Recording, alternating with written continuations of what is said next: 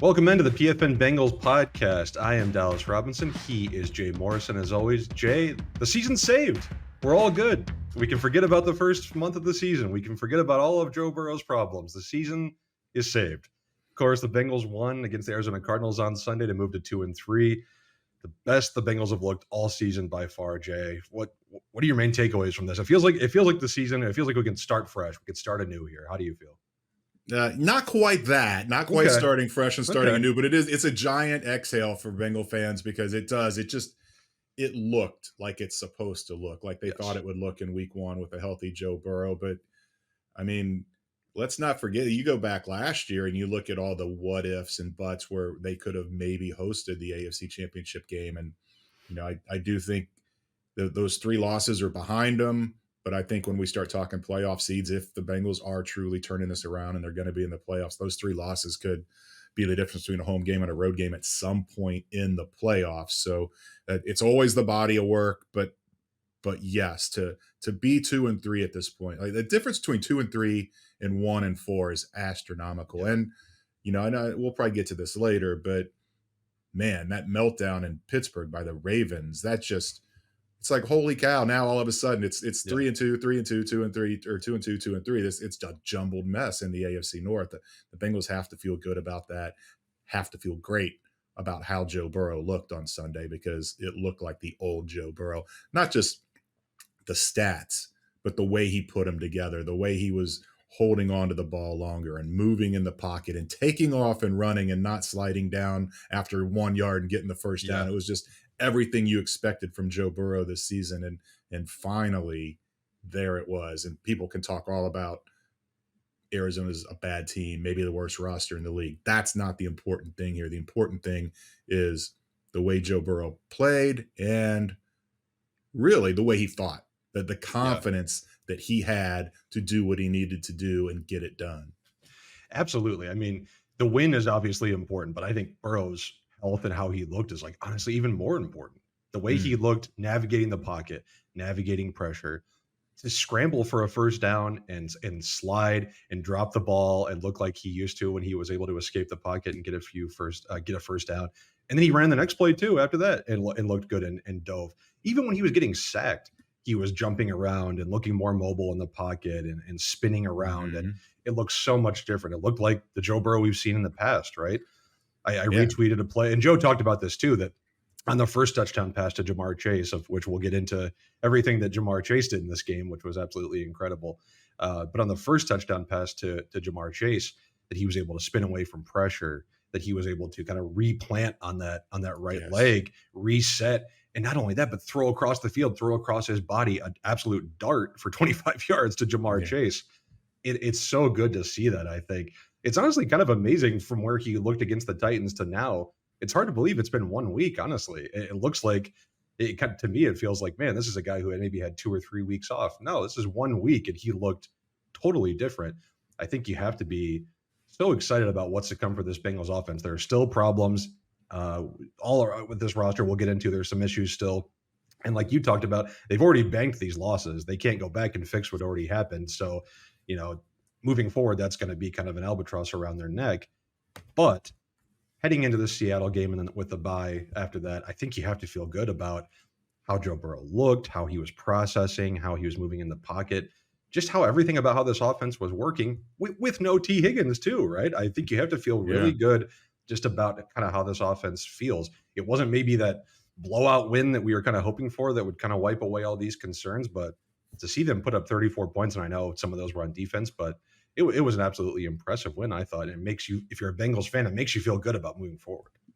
Yeah, and then the reason it wasn't a blowout is because the defense was, still not what it needs to be, and giving up some big plays and letting the Cardinals get down the field. And you'll take 34 points, and yes, 7 came from the Bengals defense, but you'll take that performance. And they had opportunities to get other plays, and it's still just a matter of kind of getting back to the new normal, if you will, of what they can do and what the expectations are. And it just goes back to kind of what I thought at Tennessee, where it's not a matter of Joe's calf hurting. It's a matter of him trusting it. And can I do what I want to do without feeling the tweak? And I think That was it. They talked about how much he moved around in practice and looked better, and he even said, despite getting hit as much as he did in that Tennessee game, that he felt as good as he has after a game all year. So Yeah. the signs were kind of there that this was the week that it was really going to open up. And now, you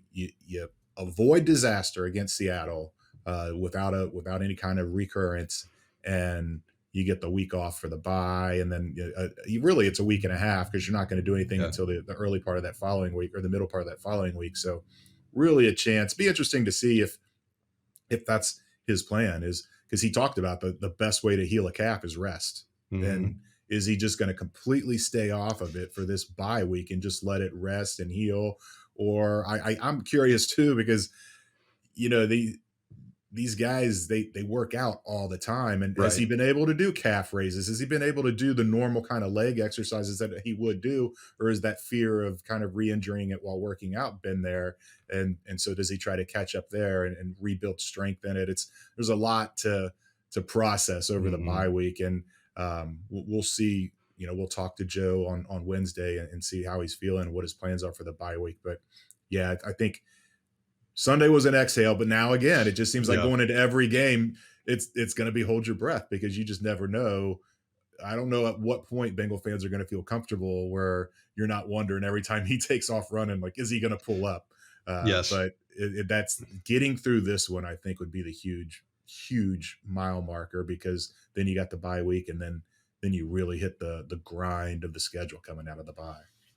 Yeah, I think Bengals fans will take this performance, even if it means having to worry moving forward, right? At least Yeah. they've seen the Bengal. This is possible that the Bengals can look like the Bengals of old. That Joe Burrow and Jamar Chase can Mhm. have that connection they've had in seasons past. Jamar Chase obviously set a new franchise record with 15 receptions, 3 touchdowns. Just a really amazing performance. And we've seen him have games like this in the past, but connection between Burrow and Chase, I thought was incredible. Was that the second touchdown, the deep post? Maybe the best maybe the best connection I've seen Burrow and Chase have during their time. I mean, there've obviously been a lot of great throws and great deep balls, but it was a beautiful pass. Yeah.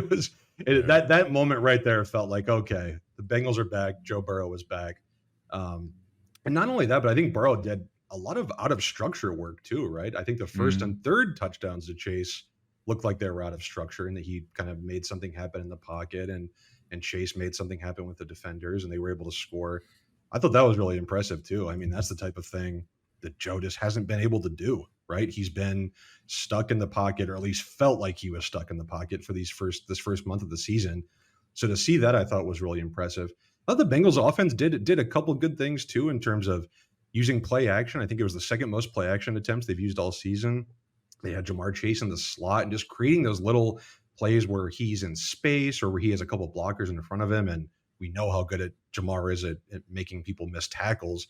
Just those little flips out to Jamar Chase and let him make something happen. We know they can hit the deep ball when it's there, as they did on Sunday, but giving Chase those just chances to pick up little chunk yardage, I thought that was a good sign for the offense, just in terms of a little something different on Sunday. Yeah, and Joe Mixon ran the ball well. Yeah, It was yeah, the most we've seen him run. It was the most yards we've seen him get. That opens up that whole play action element, so that it yes. all kind of works together. You're right. It was just a really well rounded performance. And it's funny you talk about the off script stuff. Zach even said that they were on the headphone, like screaming, "Throw it Yeah, away, throw it away!" right, right. And they've been doing that since Joe was a rookie. I remember Yeah, it was a week 3 when they tied the Eagles, and there was a play where Joe extended the play, extended all the way over to the sideline, and Zach is right there, literally not talking to coaches on the headset, screaming at Joe, "Throw it away!" And Joe throws it and gets a completion, and Zach's just like, "All right, I guess I'll just trust him to do what he needs to do." And that's he talked about. That's his magic. yeah, That is what exactly. makes Joe Burrow Joe Burrow. Um, the what you ask about the deep ball, it may have been the best throw. The one I go back to was week 3 of 2021 in Pittsburgh, and they Mhm. just weren't going anywhere. They had the they found the explosive connection in week 1 against Minnesota. They just got drubbed in Chicago in week 2. They go to Pittsburgh where they never win, and it was one of those slug out games. It was right before halftime, Yep. and Chase ran a 9 route down the left sideline, and Burrow put it up there, and Chase caught it midway toward the back of the end zone, and he caught the back half of the football. I mean, it was the same kind of thing where Yeah. Burrow put it out a little bit in front of him and just trusted Jamar to hit that extra gear to go get it, and he did, and he caught the back part of the football, and it's just that it was a different play, but it still kind Yeah. of reminded me of that play just because it was throw it up a difficult kind of throw, and then Mm. just let Jamar go get it, and he Yeah. did, and that one was it just shows what the and this happened. It started in the Buffalo playoff game where they really Mm. embraced moving Jamar around in the backfield and looping him out of the backfield, doing all these different motions and stuff. And he talked about it this year in training camp where he expected to do that a lot more. And he wanted T Higgins to start doing Mm. that a lot more because you put T in the slot. And oh my God, that's a horrible mismatch for a Yes. defense. So it's going to be interesting to see that now that Joe is healthy and Jamar's been terrific all year, and then you get T back healthy, what this offense really can do. And Zach Yeah. talked about it yesterday that they've got to continue to be creative because teams are going to figure it out. And that's I know Bengal fans hammer on Zach that this isn't the most creative offense, but it's a good sign to see that they're not overhauling it. I mean, you Yeah. can't do that at this point in the season, but they're willing to put in new wrinkles and try to come up with new ideas to scheme these guys open.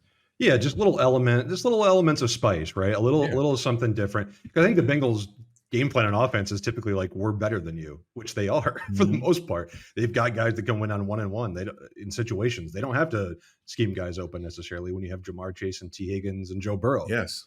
But it's not bad to make it easier. It's not a negative to make it a little bit easier for Joe Burrow. So if the Bengals staff can start sprinkling in these little elements that make things a little easier for the offense, I don't think there's anything wrong with that. You can still go to the one-on-one situations and to these deep balls when you want to, but to add these little elements and I think is great.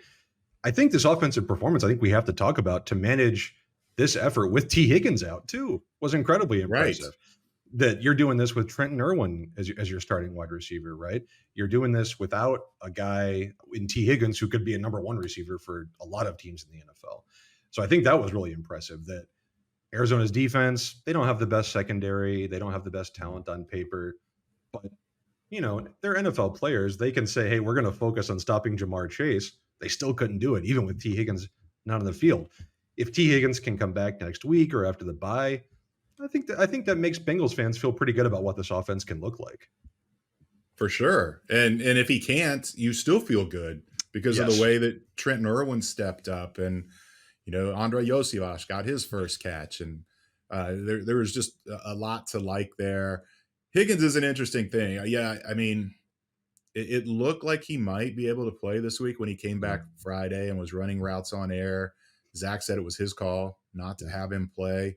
Um, I don't know what the decision. And I asked Zach about it. I said, does the fact that the bye is on the other side of the Seattle game does that yeah. factor into your decision at all? And he didn't want to get into that. He's like, we'll see how it goes this week. But to You think me, you think you would have to though the fact that the bot right you would think that would have to play into the decision a little bit. right, and that and the fact that how well they play. Now I know Seattle's a different animal than Yeah. Arizona, but to show that you can do that, I think that gives them the luxury of time where Yep.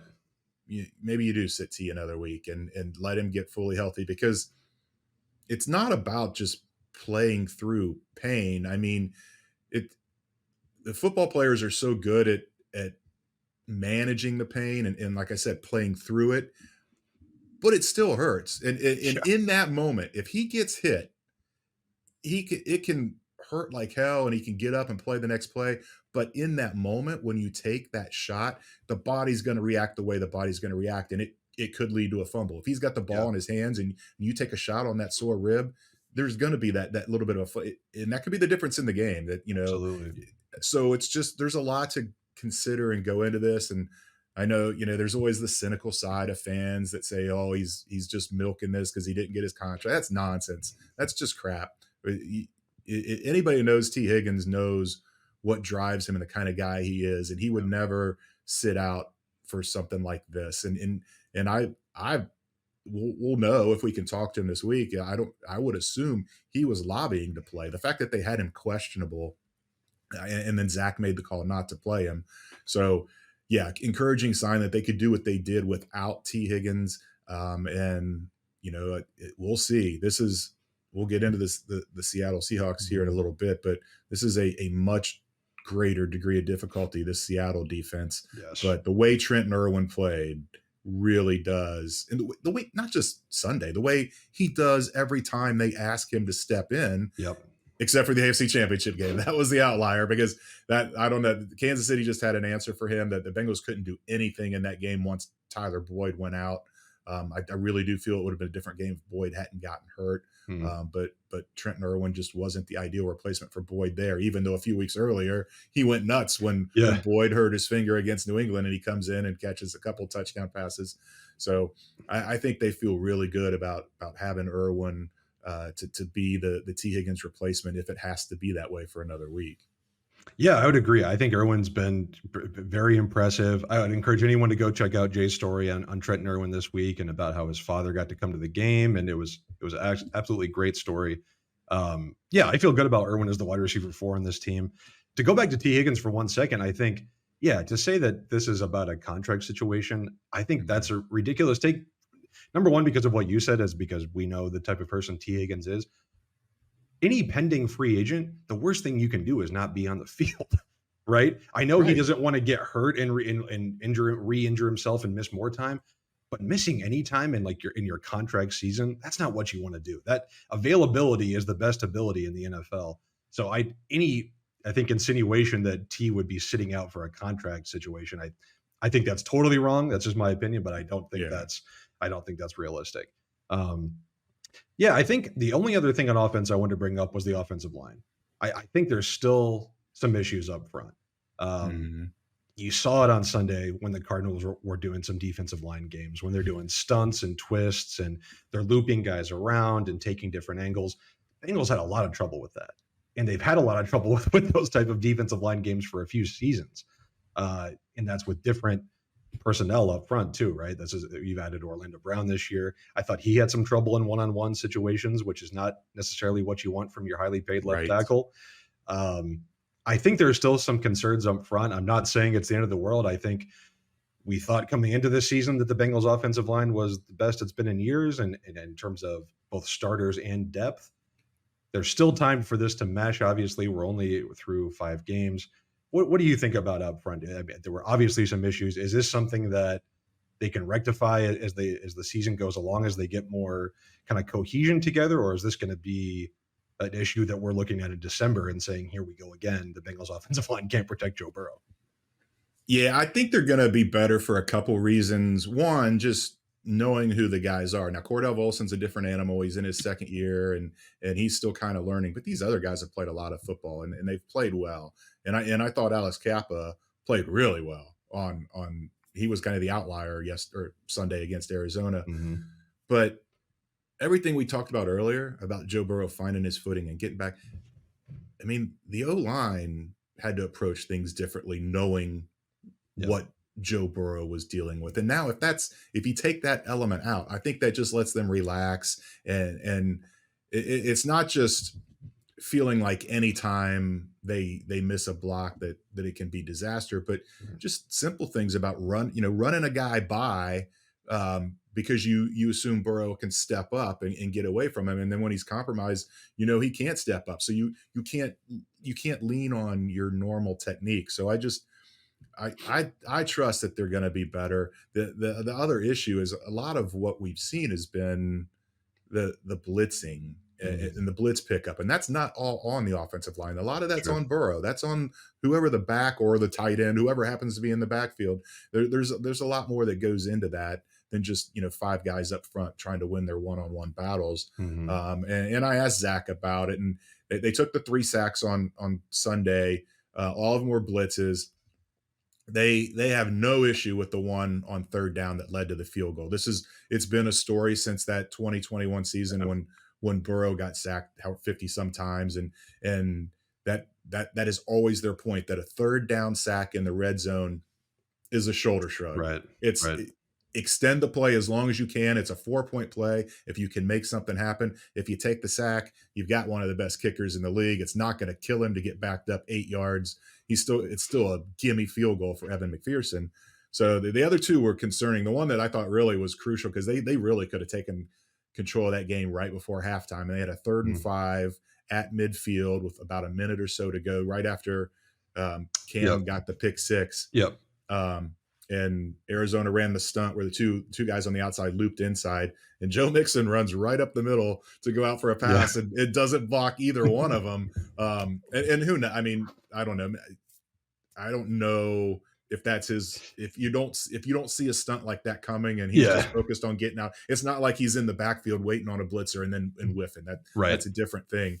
But yeah, Zach said he thought that they held up well in protection in this game, outside of those 2 sacks in the first half that where they got beat on the blitzes. So we'll see. It better get better. Let's say that, because the next 4 of their next 6 opponents rank in the top 5 in the league in sacks per game, starting this Sunday with the Yeah.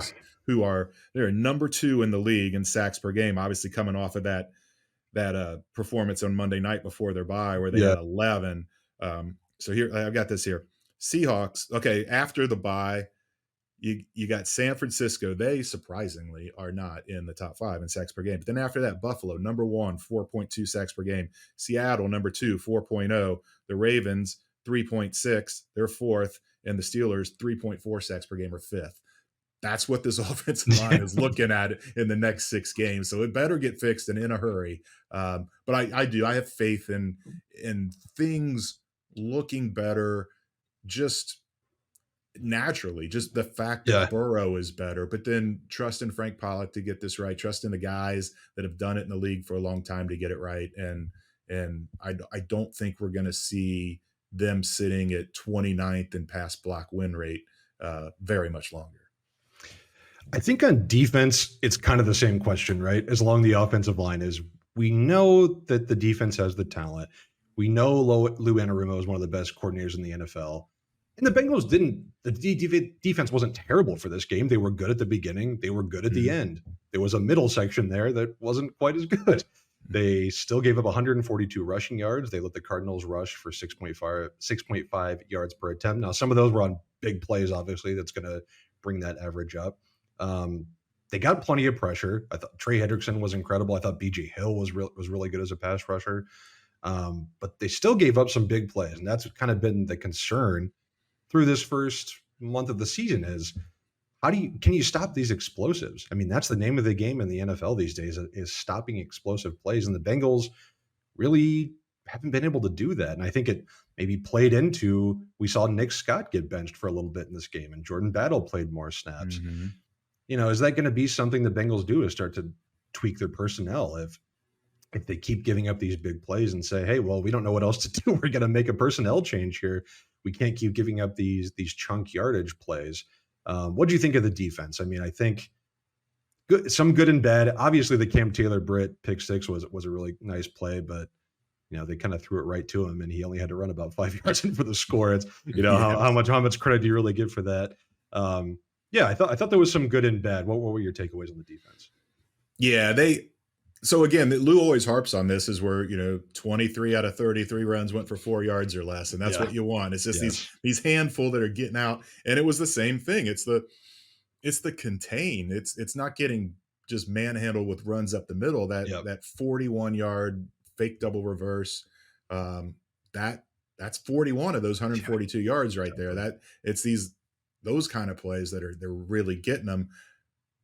But I will say too, they got lucky because they were not stopping James Conner, and he got hurt and he left Yep. with a knee injury. And now there's True. reports he's going to miss multiple games. That was a big break, although his replacement came in and ran for a touchdown. So it's something they've got to get figured out. They've got to get fixed. Seattle, Kenneth Walker. I mean, he's averaging 4.4 yards per run. Seattle, that's Pete Carroll's MO. He loves to run the ball. So they're going to get tested this week.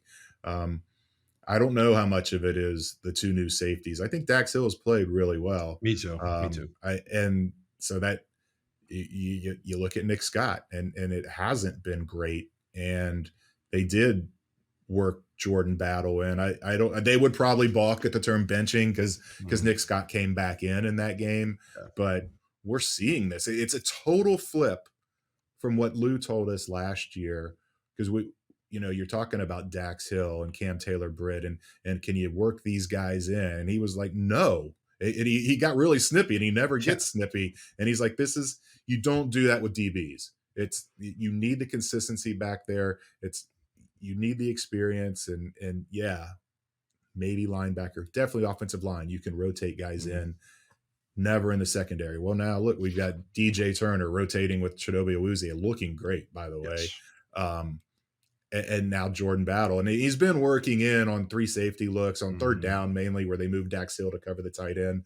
And now him getting even more run. And they've Yeah. praised Jordan Battle's intellect since he got here, his football knowledge, he from the Nick Saban school, so to speak. And they've loved that part of him since they drafted him. And they took him in the 3rd round, which shows that what they think about his physical ability. So, and he looked good in camp. So it just makes sense that they're working him in, and maybe we see an actual benching of Nick Scott at some point if Jordan Battle continues to play this well. If Nick Scott continues to struggle, I don't know that they're ready to pull the trigger yet, but I would expect to see even more of that this week against Seattle. To see Yeah. Jordan Battle in there in some spots, not as a third safety, but in place of Nick Scott, because it is they you need to find the answer somewhere, Yeah. and the front 9, they're all the same as last year. So that's the only difference, is it back there at safety. And Right. you don't put the whole blame on Nick Scott, but you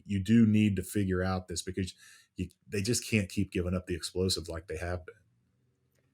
And it's not like Nick Scott is this like experienced veteran safety either, right? He has 1 season of starting One. experience under his belt. Yep. 1 season. He was a special teamer for the Rams for the beginning of his career. The Bengals are paying him $4 million a year. Yeah. It's nothing. That's nothing. That's like backup money in today's NFL. They could, and I don't want to get too far ahead of ourselves and say Nick Scott is off the team. They could easily move on from Nick Scott next year with like basically no financial penalty. I don't think Nick Scott's 28 years old. He's probably not a long-term building piece for this defense. Jordan Battle very well could be. Jordan Battle could be a starter for the length of his rookie contract and longer Mhm. potentially. I don't know if that means that they're ready to throw Jordan Battle into the starting mix already, but like you said, they've shown more willingness to do that this season than they've done in past seasons. I don't think Nick Scott, he's the nominal starter. I don't think he's like this obstacle that Jordan Battle is going to have to struggle to overcome. I think Jordan Battle is probably more talented than Nick Scott, and he very well might already be a better player than Nick Scott. And I wouldn't be surprised if the Bengals try and figure that out over these next couple weeks. Um, Anything else on this game before we kind of preview into the Seahawks? I think for me, it really does feel like a reset of the season. I know they've already banked these losses and they're still back in the division and they're still far behind several teams in the AFC at large, but it really feels like, given where the AFC North landscape is, we talked about it, that the Ravens gave away a game to the Steelers this week that really helped out the Bengals in terms of the AFC North standings. That it feels like, all right, these are the Bengals that they were waiting to see. Now, how does it move going forward? It's not going to get any easier. No. Seattle, then a bye, and then just an absolute gauntlet of teams after the bye. But I think as we move into looking ahead to the Seattle game, it's a much more positive feeling than we had after last week's game. I don't think we can. There's no doubting that. Yeah, I don't want to overlook special teams because it is important, and I think that they've quietly they've kind of followed the path of the team and gotten a lot better the Mm, last couple weeks. Um, Really, the whole team has it's only been one game, but yeah. Brad Robbins has really kind of turned it around. Yes. He's punting so much better now. We talked about the big game Trenton Irwin had as a receiver. He had 2 punt returns for 28 and Yeah. 21 yards. He's got 5 punt returns on the season right now. You need 6 to qualify to Mm, be among the lead leaders. If that number was 5 instead of 6, the Bengals would have the number 1 punt returner in the league in Charlie Jones, and they would have the number 5 punt returner in the league in Trenton Irwin. So, and they've been terrific in coverage. Their teams aren't getting out on getting in long returns. Evan McPherson has been money every time they've called him out there, except for the 56-yarder against the mm, Rams. So I don't think that should be overlooked. That's a key part too, and especially with Robbins, and he's known for hang time. His last 2 games, he's averaging 4.47 seconds on his punts. That's the 8th best hang yeah. time in the league. So that part's starting to come around too. You can just see this whole thing starting to build, starting to come together. I know some Definitely. cynics might roll their eyes, and you're like, "Oh, it's been one win against the Cardinals." But when you dive in and you look at the intricate little pieces, little elements of the game, you can Mm. see this starting to come together in certain areas. And O line and defense, they're the ones that are lagging behind. You get those ones caught up, and you could. It's not crazy to think this team could go on another kind of run like they did last year. And it was funny because was kind of unprompted. And Jamar and Joe Burrow both mentioned how that win against Arizona felt like last year's win against New Orleans. Mm. And they went down there 2-3, and they were behind the entire game. And it's like, whoa, this team starts 2-4, and then everybody starts talking about there it is, Super Bowl hangover, Yeah. regression candidate, all that. And then Jamar kind of puts the team on his back with that 60-yard touchdown to win the game. And same thing Sunday. Jamar puts the team on his back, huge game. It just has that feel of deja vu. It absolutely does. It feels that's actually a really good point. It feels a lot like that. It feels like it's the beginning of something now instead of Mhm. the collapse that we were witnessing over the first month. Special teams for 1 second, they are up to 7th in special teams DVOA this season. So Yeah. you're absolutely right that they have looked much improved in that phase of the game. Let's talk about week 6. The Bengals have at least saved their season for the time being, but it's not going to get any easier in week 6. Seattle Seahawks are a very good team. They've looked explosive on offense this Mhm. year.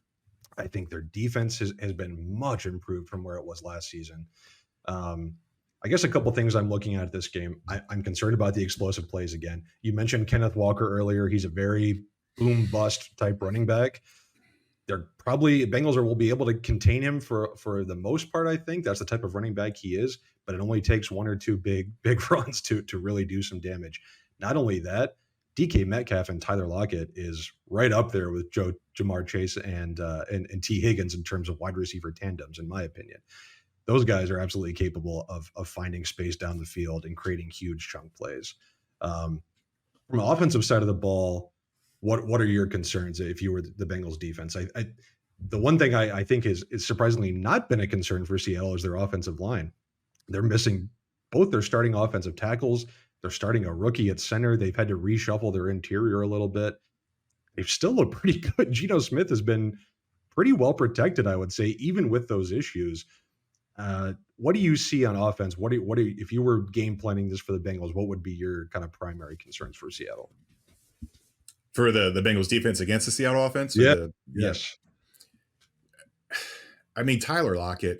I don't know that I've ever watched a Seahawks game, and Tyler Lockett hasn't had an explosive at some I know point. it And every week. yeah, Every and week. and I looked it up, and he actually doesn't have a lot this year. So I guess I just haven't not watched enough Seahawks this year. But you have to worry about it. The Feels like it. Bengals, Yeah. and it's the same thing. DK Metcalf has that incredibly just huge frame, and he breaks one tackle, and then he's got the speed to take it. So that would be the concern. The other thing, you talked about Kenneth Walker. Mhm. Uh, Charbonnet, the rookie running Yeah. back, who a lot of Bengals fans thought was in the Bengals plans, and they Yeah. could take him. And he adds another weapon to that offense. So that is those skill players are the ones I'd be concerned about. Geno Smith doesn't really scare you, but with the weapons he's got around him, they can make things happen. And the Bengals pass rush outside of Trey Hendrickson hasn't been great.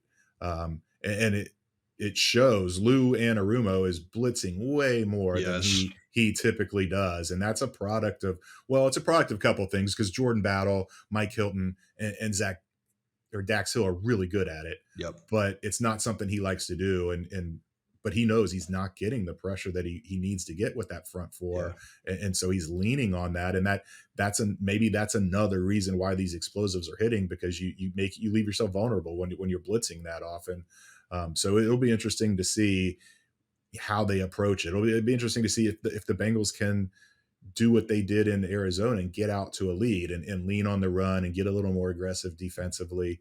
But those are the guys I would point at. That's my focus is Lockett and Metcalf and stopping those guys. I don't know. Kenneth Walker he's a good solid back. He's Mhm. not a guy that scares you for the home run balls, although he has 8 explosive runs this year, a 10+ yard run, Yeah. same as Joe Mixon. So he does have that capability, but he just doesn't have that long end speed.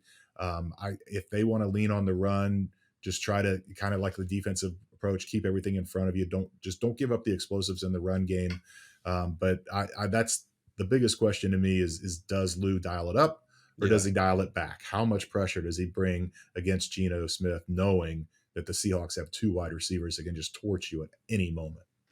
Yeah, the Bengals are blitzing at the 5th highest rate in the NFL. Or sorry, Mhm. 7th highest rate in the NFL. They're creating pressure at the 5th lowest rate in the NFL. Yeah. That's not what you want. That is No. not what you want. If you're blitzing at that high rate, you want to be getting pressure. So that's definitely an issue. We we've seen them play against the Titans, who had maybe the worst offensive line in the NFL, and they got to Tannehill a little bit, but still had some issues getting pressure. I don't know. I'm curious about this Seahawks offensive line with playing backups at both tackle spots and a rookie in the middle. They've held up. I don't really know how they're doing it. Most teams, I think, that were in that situation of starting second and third stringers along the offensive line would not be able to hold up. I think that's maybe speaks to Geno Smith's pocket presence and him maneuvering in the pocket a little bit. I think that's probably something he's really good at. Um, on deep when the Bengals are on offense, what are your main concerns? I think you've got to be worried about the Seahawks pass rush. Yeah, There for sure. are it's just so much better than it was last season. Boye Mafe, who was a second round pick last year, he has been incredible this year. He's been generating a ton of pressure, even though teams have been double teaming him at times. He's been really impressive. And then I think the back end too of this, That's it. it is an incredibly talented secondary, and they're kind of banged up back there still. But when you've got Tariq Woolen and Devon Weatherspoon in your secondary, I mean, we saw Weatherspoon last week against the Giants with a pick six. You've got to be careful. You've got to be careful taking your shots against the secondary. I think that's the Bengals are going to want to try and generate more explosive plays like they did this past week against the Cardinals, but this is a different beast in terms of a secondary than what the Bengals faced last week. Yeah. I mean, you mentioned Weatherspoon. It wasn't just the pick six. I mean, he had an incredible game in that Yeah. Monday night win. He he made the Seahawks 11 sacks a secondary story. He was that good in that Yes. game with tackles all over the place and blitzing and I mean, what would he go number 5 overall? I mean, Yeah. that's what you expect to get. Yeah. Tariq Woolen, a huge surprise last year. Just one of those mid-round small school guys comes in, has a fantastic rookie season. Yeah. And oh, by the way, they got Jamal Adams at safety. I mean, he left. He finally comes back after all that time. He gets a concussion 9 plays in, but you know, it was a concussion and they had the bye week. I would expect him to be He ready could to be back. go. Yeah. So in Seattle, Quandre Diggs, Julian Love. It really yeah, doesn't stop. They're loaded on the back end. they are, and then that frees them. You would think when you're that good in the secondary that you don't need to blitz, Yeah. but yet they still are. They're coming. I think they're 11th or 12th in defensive blitz percentage. Yep. So the Bengals have struggled with the blitz.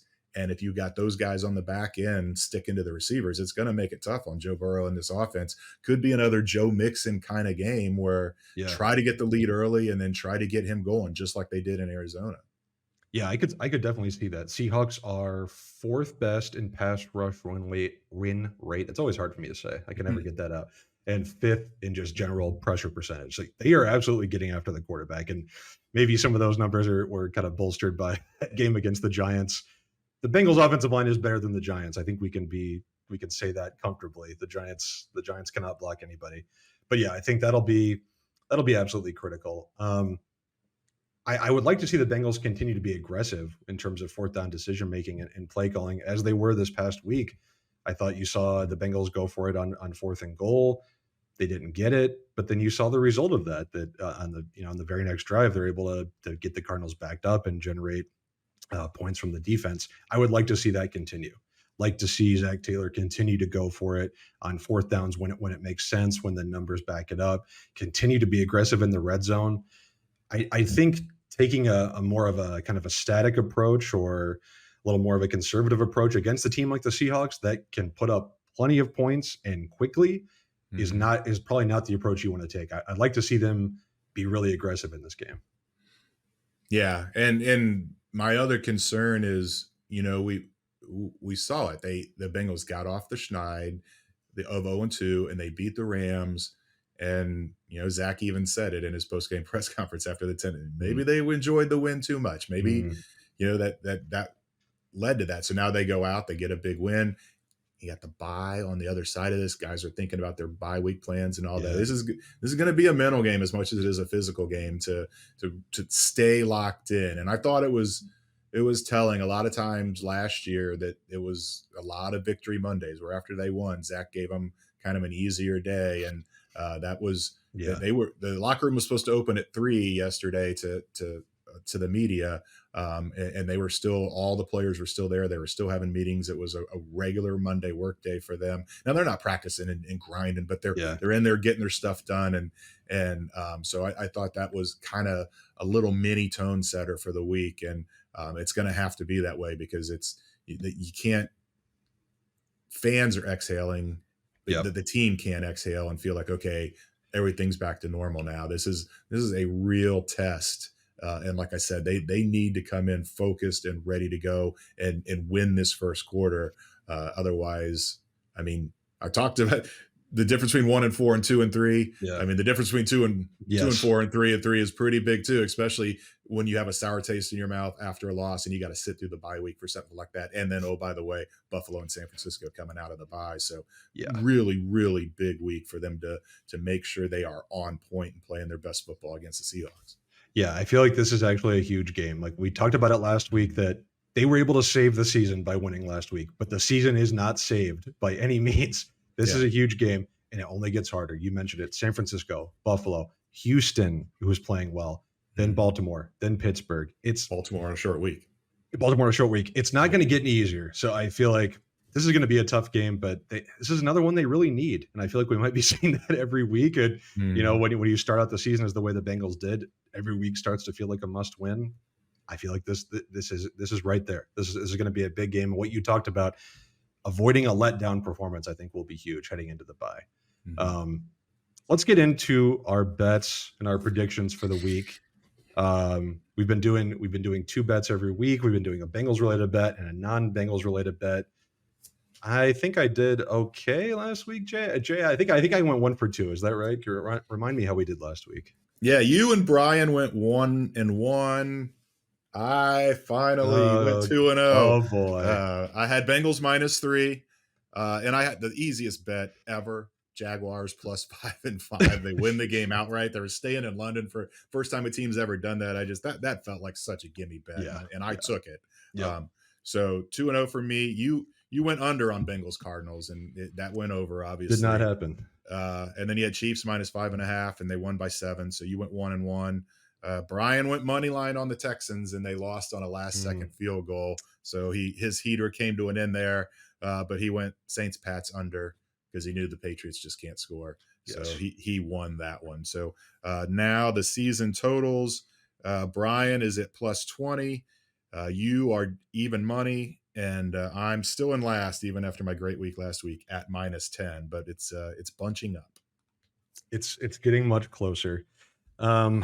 All right, for this week, I think for my Bengals bet, I'm going to do the reverse of what I did last week. I'm actually going to take the over for this game. The over is at 46.5. I just think these are 2 good offenses, and we wouldn't have said that about the Bengals heading into last week, but now that we've kind of seen the Bengals break the seal. That's how I'm kind of looking at it. They've proven they still have this in them. I think they can still put up some points, and I think the Seahawks are a pretty good offense, and I think the Bengals still have enough issues with big chunk yardage that even if it's only a few big plays, I think that'll be enough. So I'm going to take the over in this game. I think it'll be a relatively high-scoring affair. Yeah, I agree with you because both these defense create turnovers, and that can lead to short fields and some quick points. And do you want me to go to mine, or do you want to give your non-Bengals bet here? 46.5. I don't know. I should have looked this up, but that seems high for a Bengals game. It seems like most of the Bengals games are much lower than that. So but I agree with you. Maybe people impressed by last week, maybe. Yeah, that could be. Yeah, I'll give my non-Bengals bet. It was really tough for me. I think there are a lot of attractive lines this week. I hate to do this after how they looked last week, but I'm going to take the Patriots +3 at the Raiders. I've already chosen the Patriots once this year, and they helped me. They won me some money. I just don't think the Patriots are quite as bad as they looked the past couple of weeks, and I really don't think the Raiders are very good. I think Josh McDaniels is just not an NFL head coach. His decision making last night and in previous games, it's unbelievable that a coach in 2023 can still make some of these fourth down decisions and field goal decisions. I think Bill Belichick can just walk laps around Josh McDaniels in terms of being a head coach and decision making. And I think the Patriots still have a lot of defensive talent, even if they can't put up any points. So I'm going to take them +3 at the Raiders. Man, nobody knows Josh McDaniels better than Bill. So Very that's true.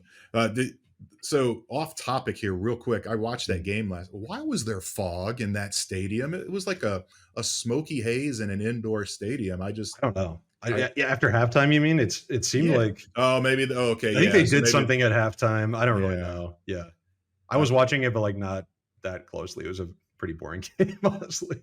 I thought it might have been pot smoke. I mean, when Very the very Bengals well played could the have been. Raiders 2 years ago, Yeah. walking down the strip in Vegas, that's all you smelled. It was crazy.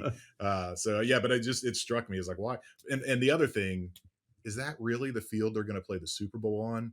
That looked terrible. Everybody's arguing about grass versus turf. That field did not look good. I hope they can get something, because I would hate to see a Super Bowl played on that field. Yeah. I didn't see a lot of play. I didn't watch the game all the way, but I didn't see a lot of guys slipping and falling. But it was chewed up. It did not look like a good field. So that's not a good. And that was a problem in last year's Super Bowl, obviously. Exactly. So, I don't think you want to repeat.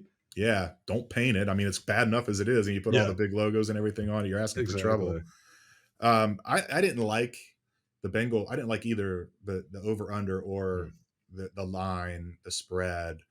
So I'm going to go teaser on that game, and I'm going to tease Seattle up to +9. Okay. I just think this is going to be a close game. Yep. And then I'm going to go over 40.5 instead of 46.5, because I'm with you. I think it's going to be high scoring, but I do think 46.5 is right around. I just didn't feel comfortable going over with that number. So I'll go with the teaser there.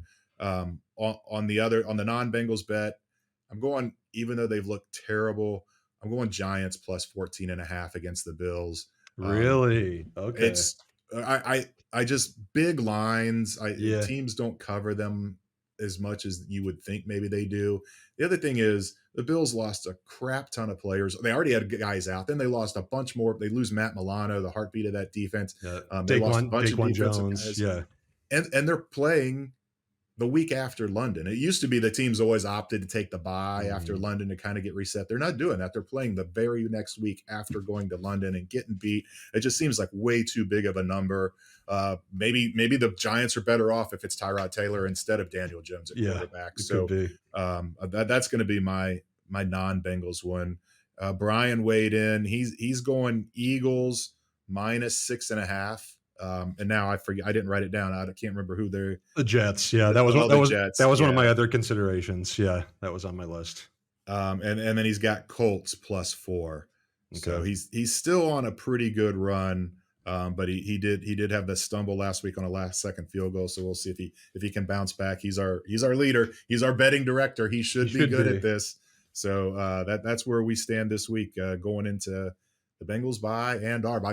Maybe next week's pod we'll just do 2 non-Bengal bets and keep this going through the bye week. Yeah, for sure. I think that makes sense. All right, let's get into our predictions for this game. I think we both kind of tipped our hand a little bit here, but I'm going to go. I pick the Bengals every week. They've made me look like a fool several times. I'm going to pick them again. I don't feel great about it. It's not because I feel bad about the Bengals. I feel good about how they played this week. I really do. If they were playing any number of other teams, I'd feel much, much better about my prediction this week. I just think Seattle's a really good team. I thought they were going to be good coming into the season. They've even somewhat surpassed my expectations, honestly, especially on the defensive side of the ball. I still think the Bengals can pull this one out. As I said, I think it'll be a high-scoring game. I'm going to go Bengals 28, Seahawks 24. Okay. That's my pick. I think it will be close. I think there will be some big plays from both sides, but I think the Bengals can pull this one out. And if they don't, I don't necessarily think it's the end of the world, but it will set them back, obviously, as we talked about with their schedule after the bye. So Bengals 28, Seahawks 24. That's my pick. What do you think, Jay? Yeah, I'm really close. I'm picked the score for nostalgia point, or for nostalgia reasons. The 1981 season opener, the game that sent the Bengals on the way to the Super Bowl, they were down 21-0 to the Seahawks. they benched Ken Anderson for Turk Schonert, and Turk Schonert leads them back. They win the game 27-21. They go back to Kenny in week 2 at the Jets and win. And then that 1981 season, they go last to first, go to the Super Bowl. I picked the score because I kind of think that's the realm it's going to be in. That's 48 points, right around the 46.5 I thought it would be. So I'm with you. I mean, if we were right every week, the Bengals would be 6-0 or 5-0, getting ready to be 6-0. Neither one of us have picked against them yet. But yeah, it's still a gotta have it game. It's at home.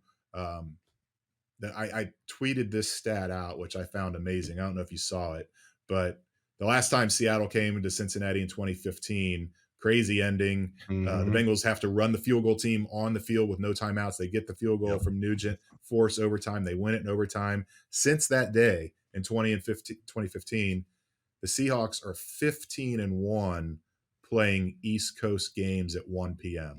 It's remarkable. I mean, that's hard for, and I don't know if they travel on Fridays to kind of get that extra day in for the body clock, but really, if you're a West Coast team, that's a 10 a.m. start. The other West Coast teams, except for the Rams have been okay. I think they were 10-4. I looked up everybody since 2015. But that's really hard to do. It's always harder to go west to east than it is east to west. And so the Seahawks are really good at this. They are good at coming east and playing the 1 o'clock games in the Eastern time zone. So be on the lookout for that. But what we saw last week, I think this is a Bengals game. They're hard to beat at home. And that's it, 27-21. Preferably not a 21-0 halftime deficit, but 27-21. Yeah, I think, man, that's an incredible stat about them coming to the East Coast. I mean, that's got to be like a testament to Pete Carroll, I would think. Yeah, like be able to get these guys ready for those big travel games. Yeah, so I think we're mostly on the same page. It's a big game. I think it's maybe not quite as instrumental as last week was in terms of saving the season, but it's up there. This is close to a must-win situation. I think that's all we have for today. We will be back next week when, we'll see how this game goes. Well, I'm very curious. I think that I'm really excited about to watch this game and kind of see if the Bengals can continue what they started last week and push forward and become that team for the rest of the season that we all kind of expected. So this will really be kind of a reset and game 1 of almost like a new season for the rest of the year. That's how I'm kind of viewing it. Anything else? Yeah, wind and rain in the forecast too. Yeah. Because my wife, my son, they got a group of like 15 going, so they've been watching the weather closely. Wind and rain, that's just going to make it feel like a home game for Seattle. Absolutely. And one of those 15-1 wins for the Seahawks already happened this year. They came east, they played the Lions at 1 o'clock, a really good Lions team, and really took it to them. The Lions made an incredible comeback, and then Seattle won it in overtime. Yep. So I just don't sleep on the Seahawks. I know a lot of Bengals fans think everything's fine now with Joe Burrow looking normal and then beating the Cardinals, but I think this is going to be a really tight game. Absolutely. We will be back next week to talk about this game. If you're watching on YouTube, make sure you like and subscribe. If you're on a podcast platform, give us a review. Come read all of our work at Pro Football Network. Jay's doing great work every day on the Bengals. We've got general NFL. We've got fantasy, betting, everything you could want. Come check us out at profootballnetwork.com. We'll be back here next week, next Tuesday, or sometime in the middle of the week next week to talk about this Seattle game. So we'll see you then.